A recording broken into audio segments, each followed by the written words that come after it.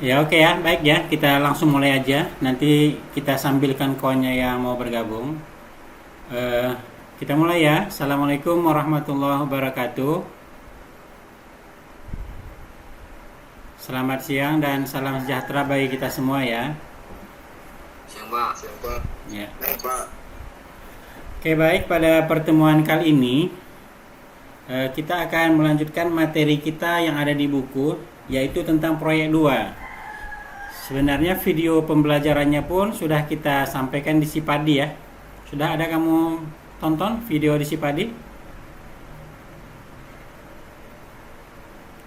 Baik Pak. Sudah isi absen hari ini? Daftar hadir Baru udah? aja Pak. Hah? Ya, Pak. Udah ya, nanti videonya kamu tonton langkah-langkahnya, kemudian kamu aplikasikan sendiri. Di sini nanti kita akan membahas proyek 2 yang ada di buku kita ya. Sini saya hanya menjelaskan saja nih, kita tidak menggunakan aplikasi ANSYS-nya, kita hanya menjelaskan saja.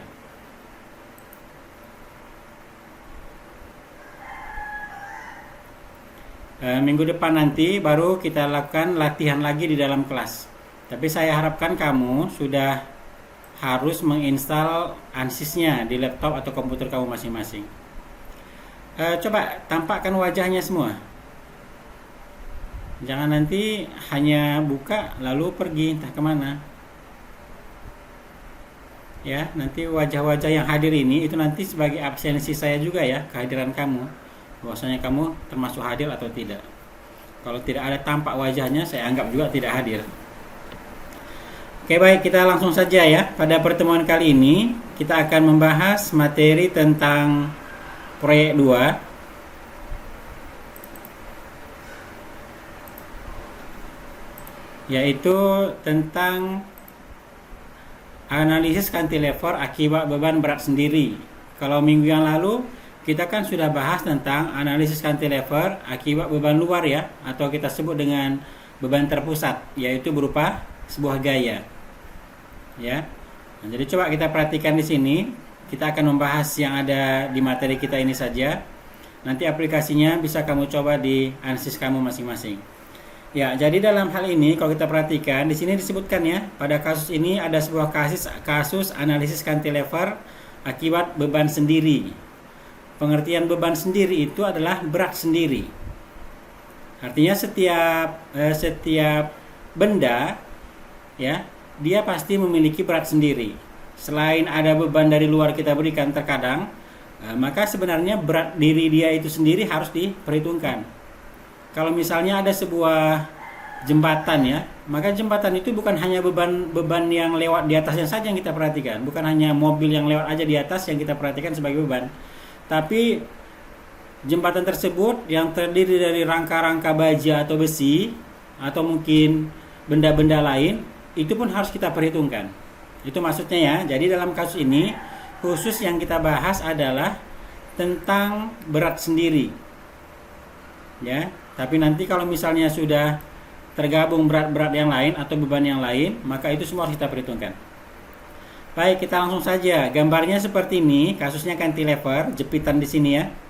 Nah, kemudian panjang batang ini katanya 1000 mm. Kemudian di sini lebarnya 50, tingginya 10. Ini dia. Dan di sini ada informasi modulus siangnya 200 gigapascal ya. Nah, berarti 200 gigapascal ini, maka ini sebenarnya materialnya adalah baja. Itu selalu harus kamu ingat. Kemudian di sini ada informasi massa jenis atau density. Ya, massa jenisnya baja itu 7.860 kg per meter kubik atau pangkat 3. Dan Poisson ratio untuk baja 0,3. Di sini diberikan momen inersia beamnya 44.166,67 mm pangkat 4. Ya, tinggi beam 10. Oke, tinggi beam ini sudah sama dengan ini. Ya, sudah sama dengan ini. Seperti yang kita bahas minggu lalu, momen inersia ini walaupun tidak disebutkan di sini angkanya, bisa kamu hitung dari rumus yang kita sampaikan minggu lalu. 1/12 B kali H pangkat 3. Gitu ya. Jadi di sini kasusnya kita disuruh menentukan besar reaksi yang terjadi pada jepitan. Berarti berapa besar reaksi di sini? Sama seperti minggu yang lalu. besar gaya aksial, tegangan aksial, defleksi pada setiap titik di sepanjang ini ya, panjang batang ini, dengan jarak mesh 100. Mesh itu maksudnya adalah pembagian batang ini ya. Kalau ini misalnya batangnya kan 1000 mm, ini kita buat meshnya 100, berarti setiap jarak 100 ini penganalisisannya itu nanti untuk defleksinya adalah per 100. Berarti nanti 100 ke sini bisa kita tentukan defleksinya, 100 ke sini bisa kita tentukan defleksinya gitu dia. Ya, jadi nanti banyak node atau titik yang terdapat pada batang kita ini nanti kalau meshnya 100 adalah 1000 bagi 100. Ada sebanyak 10 ditambah ujungnya 1, berarti ada 11 node. Itu nanti yang akan kita analisis. Oke, baik, seterusnya. Ya, berikut adalah langkah-langkah yang dilakukan untuk menganalisisnya ini. Ya, selain tadi di sini adalah defleksi, kita juga nanti akan menampilkan konturnya ya, kontur beamnya. Nah, di mana kira-kira posisinya itu yang paling besar terjadi displacementnya atau perpindahannya atau defleksinya kita istilahkan. Oke, baik, sekarang kita perhatikan apa langkah pertama yang kita lakukan.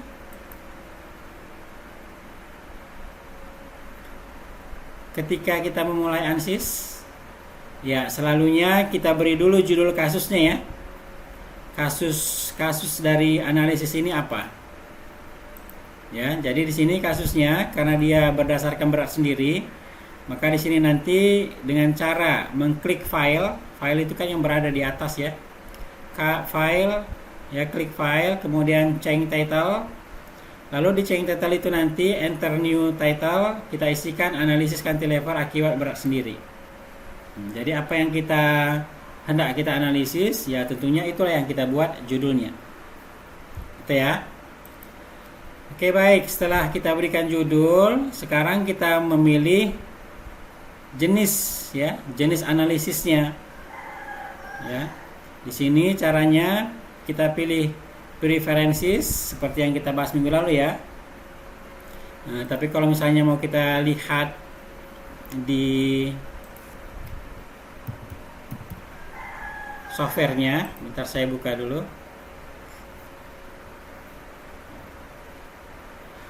Maka nanti kita pilih kasusnya itu adalah struktural, ya struktural.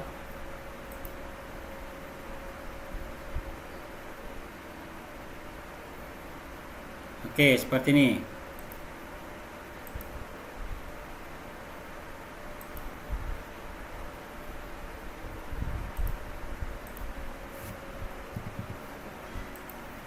Kelihatan ini tampilan ANSYS-nya?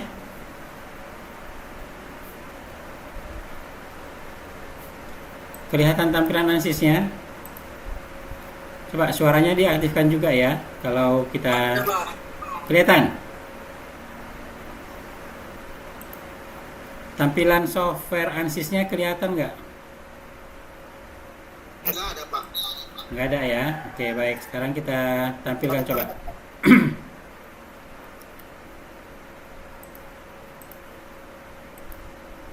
Nah, ini kelihatan ya.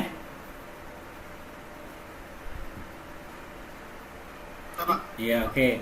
Jadi untuk memberi judul seperti yang kita sebutkan tadi, kan kita mulai dari file gitu ya. File, kemudian change title, nah, kemudian di sinilah kita ketikkan judul kasusnya. Nah, gitu ya. Lalu kita okekan. Kemudian tadi memilih jenis penganalisisan, yaitu kita mulai dari preferences sini ya. Lalu kita pilih struktural. Nah, gitu dia. Lalu kita okekan. Itu kira-kira. Nah, maka setelah ini yang kita lakukan berikutnya ya sesuai kasus yang kita akan bahas. Nah, itulah ini tadi. Menggambar sebuah titik dulu. Di sini kasusnya kan karena gambarnya ini ada hanya satu buah batang.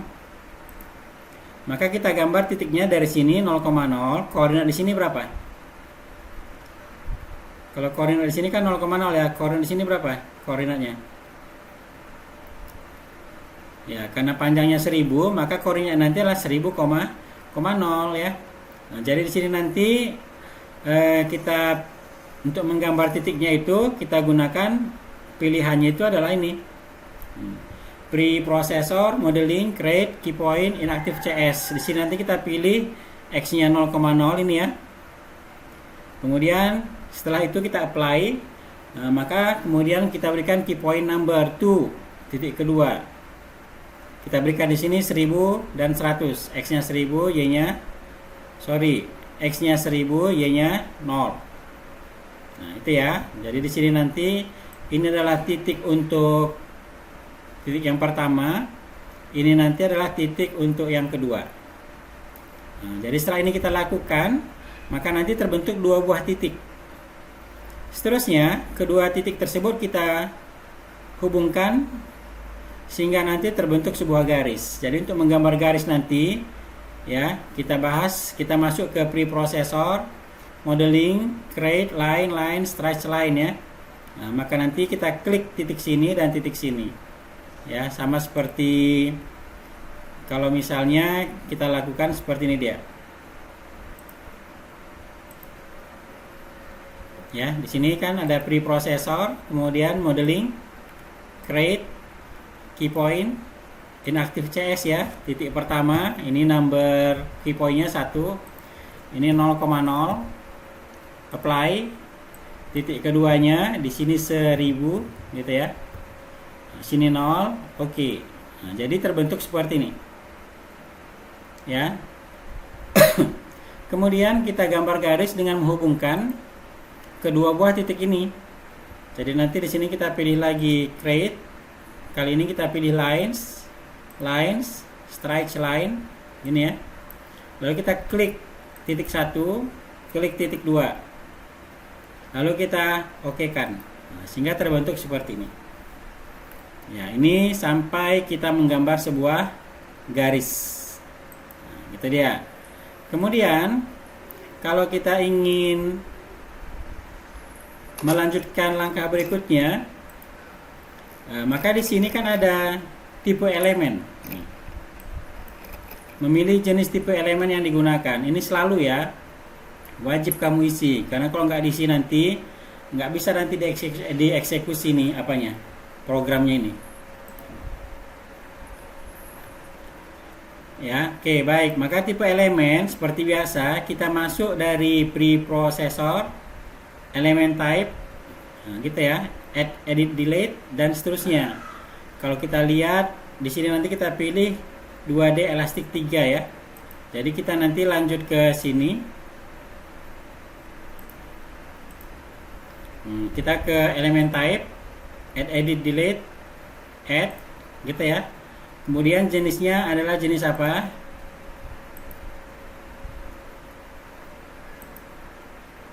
Ya, di sini jenis struktur mesh ya. Ini jenisnya jenis, oh ya, oke, sorry ya. Software yang saya pakai ini versi 15 ya, versi 15. Jadi di versi 15 ini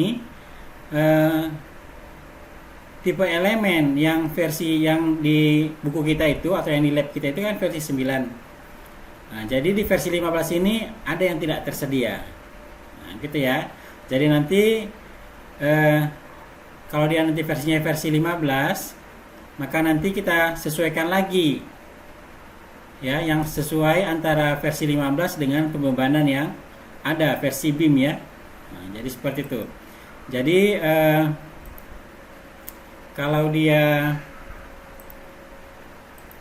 ini tadi kan tipe elemennya kan 2D elastic 3, sedangkan ini di versi 15 tadi tidak ada ya. Tidak ada. Jadi kalau nanti misalnya kamu ingin melihat apa jenisnya di sini, bisa nanti kamu lihat di video kita itu yang saya tampilkan di Sipadi. Karena video yang di Sipadi itu sudah menggunakan versi yang 15. Nah, lihat nanti di sini perbedaannya ya. Nih. Yang jelas dia memang modelnya struktur mesh ya, kemudian kita pilih BIM. Nah, maka nanti kalau di versi 9 ada nanti muncul 2D elastic 3. Tapi kalau nanti di 15 itu sudah tertentu lagi dia. Tidak selengkap ini ya. Yang versi 9 itu lebih lengkap, ini lengkap banyak. Kalau yang BIM tadi kalau kita lihat kan sedikit. Nah, tinggal kita sesuaikan saja, nanti kamu lihat di videonya. Maka setelah itu kemudian kita memberikan luas penampang. Ya, luas penampang. Luas penampangnya ya sama seperti kalau kita kembali ke soal tadi, penampangnya berapa ini? 50 kali 10 ya, 500. Ini yang ada di buku kita ini ada keliru. Nah, ini seharusnya kita masukkan 500.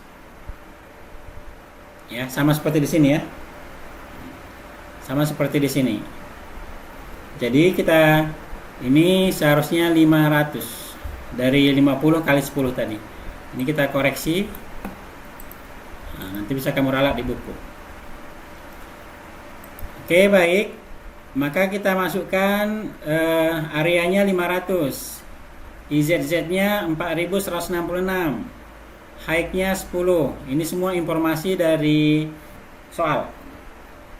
Ya, setelah ini kita berikan semuanya, kita close dan kita oke-kan. Maka selanjutnya memberikan properties material.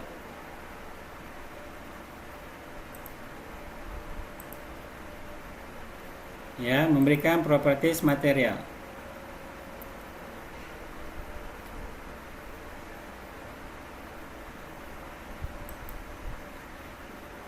Properties material ini nanti ada dua yang kita masukkan di sini ya.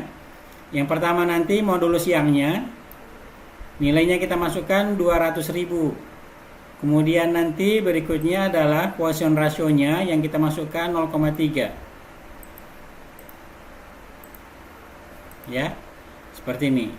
Nah, maka nanti larinya ke preprocessor, material props, material models, struktural, kemudian linear, elastik, isotropik. Nah, muncul kotak dialog linear, isotropik prop. Nah, lalu di sini kita isikanlah ini angka-angkanya. Ya. Isotropik, maka nanti EX-nya kita isikan 200.000, Poisson ratio 0,3. Ingat di sini ada penambahannya. Penambahannya itu apa? Penambahannya itu adalah tentang density-nya. Ini density. Ini kalau saya perbesar. Ini ada nih density for material number. Ini nilai density-nya tadi kan diketahui ya, besarnya 7,86 E kali 10 pangkat minus 6. Ini tentunya kita konversikan meter pangkat 3 tadi menjadi milimeter pangkat 3.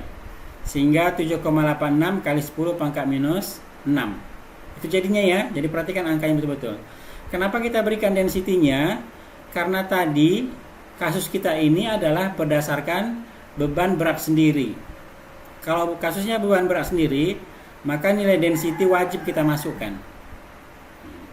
Jadi kalau nanti misalnya kasus kita itu ada nanti dia batang, kemudian berat sendirinya kita perhitungkan, beban terpusat pun kita perhitungkan, maka dua-duanya. Jadi nanti di sini ada beban terpusat berupa force, ada nanti beban akibat berat sendiri. Jadi beban akibat berat sendiri itu nanti kamu masukkan density-nya.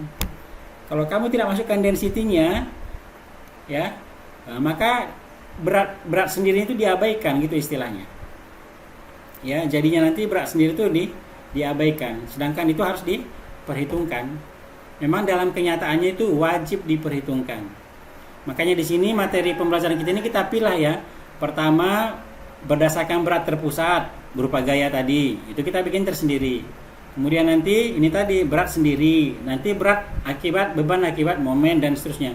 Nanti kalau digabung semuanya pun kamu sudah tahu cara memberikan bebannya. Itu maksud saya. Ya, paham ya? Jadi di sini kita bahas dia khusus untuk berat sendiri. Jadi density-nya wajib dimasukkan.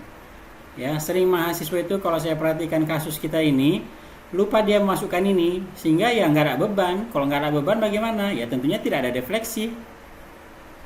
Itu efeknya. Oke, baik. Kemudian sekarang kita memberi jarak mesh. Ingat minggu lalu mungkin belum saya jelaskan secara detail tentang mesh. Mesh itu adalah jarak pembagian titik-titik yang ada pada beam atau batang. Ya, kalau tadi batang kita itu kan panjangnya 1000. Jadi jarak mesh ini artinya batang itu dibagi menjadi 1000/1000 gitu. Berarti dibagi per 100 karena meshnya 100. 1000 itu dibagi dengan 100.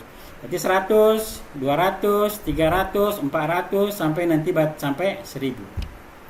Jadi nanti setiap kelipatan 100 itu disitulah nanti yang kita sebut ada nodenya atau titik yang mau kita analisis. Nah, itu ya. Jadi kalau kamu nanti mau jaraknya itu lebih rapat lagi, kamu buatlah mesh-nya lebih kecil lagi, sehingga titik yang mau kamu analisis itu nanti bisa diperoleh lebih banyak lagi datanya. Nah, seperti itu. Ya, makanya di sini caranya meshing, size control, manual size, lines, all lines. Size-nya di sini kita berikan 100. Larinya ke sini ya, ini gambarnya nih. Nah, jadi kalau kita lihat dari titik 1 sampai titik 2 ini namanya elemen garis ya, yang elemen garis yang dipisah. Ya, ini nanti elemen garis ini ada sebanyak 10 ini banyaknya. Ini ada banyak 10. 1 2 3 4 5 6 7 8 9 10. Kalau nodenya bagaimana? Nodenya nanti ada sebanyak 11. Karena di ujung ini satu node. Ini di sini node kedua. Karena di sini sudah kita berikan node kedua, maka di sini adalah titik 3. 3, 4, 5 di antaranya nih ya. 6, 7, 8, 9, 10, 11 gitu dia. Jadi kalau panjang batangnya 1000, mesh-nya 100, maka banyak node yang terbentuk nanti adalah 1000 bagi 100 tambah 1, 11. Ini wajib tahu.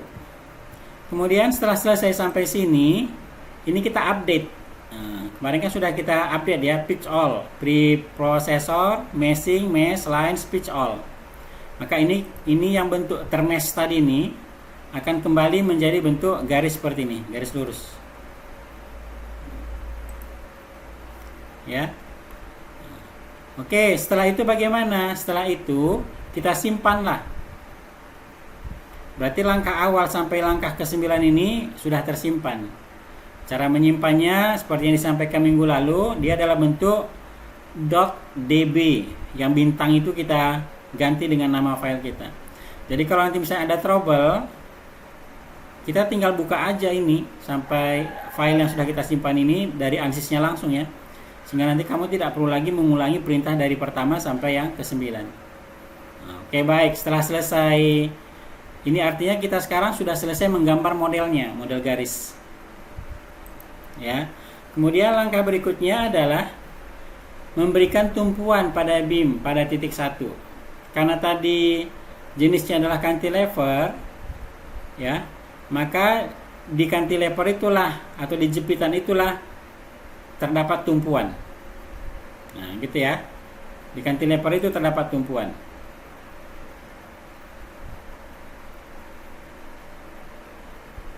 Caranya bagaimana? Caranya seperti yang sudah disinggung minggu lalu juga. Ya, dengan cara kita lakukan perintahnya itu adalah kita ke solution. Ke solution, define loads, apply structural displacement.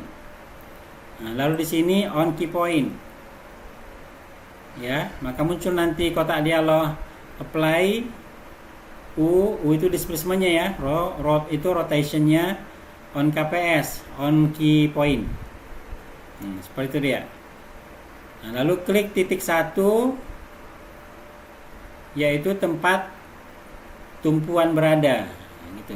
Jadi kita klik nanti di sini ini. Nah, kita pilih all of. Apa pengertian all of? Pengertian all of ini di sini adalah tumpuannya itu nanti tidak diizinkan ada pergeseran baik arah translasi maupun rotasi ke arah manapun. Itu all of. Kalau kita pilih misal ya UX saja, nah, berarti tidak ada perpindahan arah X saja gitu maksudnya. Nanti kita bahas lagi untuk model tumpuan yang lain. Kalau dia tumpuannya tumpuan fix atau cantilever, maka di sini wajib kamu pilih all of. Lalu di sini diberikan 0 ya, karena kondisi awal pun tidak ada terjadi displacement. Lalu kita okekan. Setelah itu berarti kita sudah memberikan tumpuan. Langkah berikutnya adalah memberikan beban. Ya, memberikan beban. Nah, bebannya itu biar nanti density-nya tadi aktif, kita lakukan perintahnya dari sini. Solution, define loads, apply structural inertia gravity global. Kalau yang kemarin kan bebannya berupa force ya, Nah, di sini kita berikan dia berupa gravity. Namanya berat sendiri itu kan dipengaruhi oleh gaya apa? Gravitasi, ya. Gaya gravitasi atau percepatan gravitasi. Nah, sehingga di sini nanti ketika kita lakukan seperti ini urutannya ini, maka di sini nanti muncul, ya, maka nanti di sini muncul seperti ini, dan di sini kita berikan akselerasi arah Y 9,81, berarti percepatan arah sumbu Y. Nah, seperti itu. Oke, setelah selesai, maka kita jalankan programnya seperti minggu yang lalu juga, yaitu ke solution, solve, current ls, gitu ya. Nah, lalu kita okekan, proses berlangsung.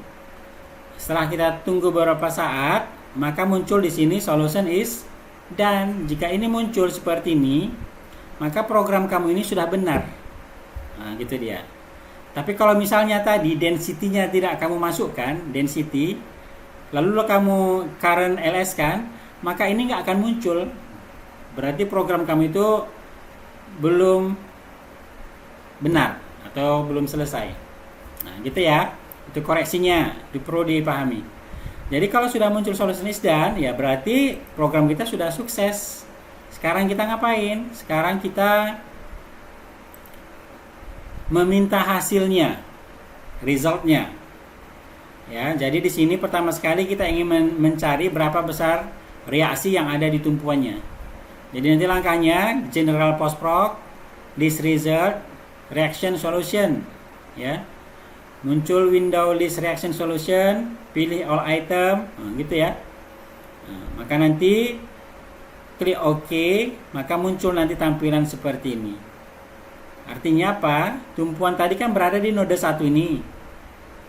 Berarti reaksi yang terjadi di sini hanya arah Y, arah X0, arah X0. Kenapa arah X0? Karena beban yang bekerja itu kalau dia berat sendiri kan arahnya ke bawah, ke arah sumbu Y. Nah, jadi ke arah sumbu X tidak ada, sehingga reaksi yang terjadi di tumpuan arah X pun tidak ada atau 0. Ya, berapa besar reaksi arah Y-nya? 38,553. Ini tentunya besar dari berat beban itu sendiri tadi ya, yang diimbangi oleh tumpuan di sini. Kemudian berapa momen yang terjadi? Momen yang terjadi adalah 19.277 Newton millimeter. Nah, gitu dia. Ya, ini besar reaksinya. Ini keterangannya di sini. Kemudian menampilkan displacement untuk setiap titik pada beam. Titik tadi sama dengan node ya. Jadi kita pilih general postproc, list result, nodal solution, dot solution, displacement vector sum, oke. Ya, ini ikuti. Nanti selalu perintahnya ini aja kalau kita ingin mendapatkan hasil. Setelah kita lakukan ini, lalu kita okekan, muncul nanti tampilan seperti ini. Ya. Nah, melihat di sini ada 11 node. Node pertama yang paling kiri tadi, node yang kedua adalah yang paling ujung. 3, 4 dan seterusnya, urutan mulai dari 1, 3, 4, 5, 6 sampai nanti ke 11. 11 itu nanti yang mendekati ujung atau node 2. Ini UY, ini adalah defleksi yang terjadi arah sumbu Y. Kalau kita lihat di sini, di mana defleksi paling besar terjadi? Ya, tentunya di node 2 paling ujung, besarnya min 5,78 mm. Gitu dia. Ya, ini usum ini adalah resultan ya, resultan dari arah X dan arah Y. Defleksi arah X dan arah Y. Karena sini semua arah X-nya 0, maka otomatis resultannya itu adalah arah Y itu sendiri. Berarti berapa defleksinya? Min 5 atau 5,7830. Kemana arahnya? Karena di sini nilainya negatif, maka arahnya itu pasti ke bawah. Nah, gitu ya. Inilah defleksi maksimum terjadi. Di tumpuan 1, defleksinya 0. Kenapa? Karena dia di jepitan. Namanya jepitan itu tidak akan terjadi defleksi karena tidak terjadi perpindahan padanya. Demikian seterusnya ya. Jadi nanti paling besar itu di node 2 atau di ujung. Maka berikutnya nanti di mana lagi? Tentunya di nomor 11 atau node 11 dan seterusnya sampai node 1. Oke, itu yang bisa kita jelaskan untuk defleksi. Kemudian untuk menampilkan kontur. Konturnya itu langkahnya ini. Ya, maka setelah kamu ikuti konturnya, maka ini nanti yang muncul seperti ini grafiknya.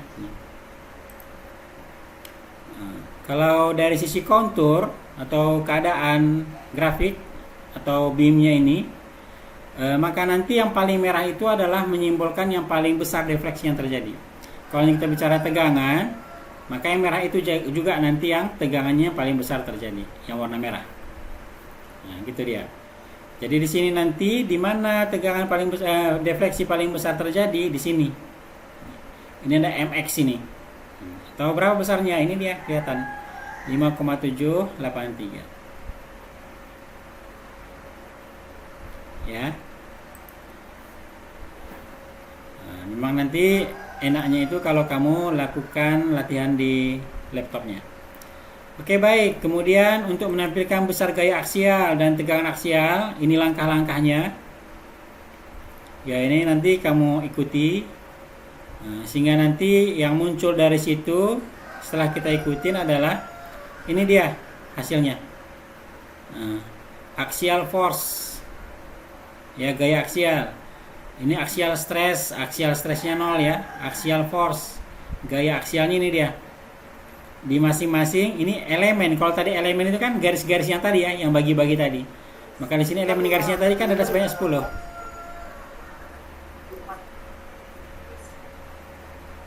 Bisa ya? Axial force-nya itu satuannya namanya force, berarti satuannya Newton. Kalau ditanya di sini, berapakah maksimum axial force-nya? Ini jawabannya 23,132. Ya. Dan itu terjadi di elemen 1. Elemen 1 itu yang dekat ke noda 1. Itu axial force ya. Kemudian kalau ditanya defleksi atau shape-nya, bagaimana perubahan dari batang itu akibat kita berikan beban. Maka inilah kondisi shape atau keadaan dari beam. Ini kan yang titik-titik ini kondisi awal. Sedangkan yang biru ini kondisi akhir setelah kita beri beban. Gitu dia. Ya.